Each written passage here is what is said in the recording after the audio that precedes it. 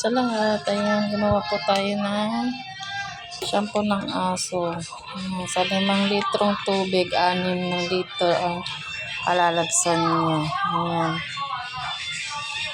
Naglagay po ako sa timba ng 5 litrong tubig, 5 liters na of water. Tapos, ayan.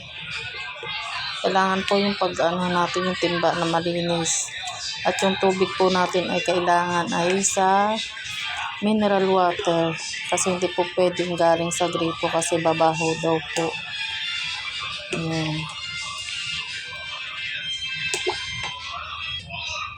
Ayan guys. Meron din po akong gumagawa din po ako ng ano, ang ginagawa po namin bumibili na lang po na sa kami ng ano, yung anak ng hipag ko na ganito na mix na titimplahin mo na lang sa tubig yan. Kahit yung panghugas namin sa pinggan, yun na, ganito na lang po yung binibili niya para ginagawa ko na lang po siya. Ayan. Ito po, napaka super bango po niya. Ayan.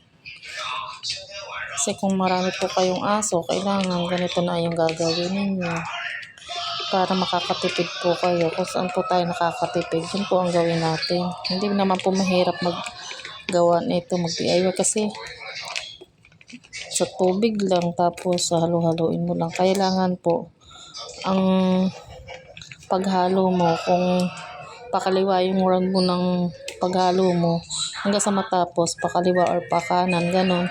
Hindi po pwedeng ibabalik-balik natin ang paghalo sa kanya. Yan guys, ganyan na ang paghalo. Pagkanalo mo siya, kung anong paghalo mo na una hanggang sa matapos, ganyan ang paghalo niya guys. Huwag niyo ibabalik ang paghalo niya para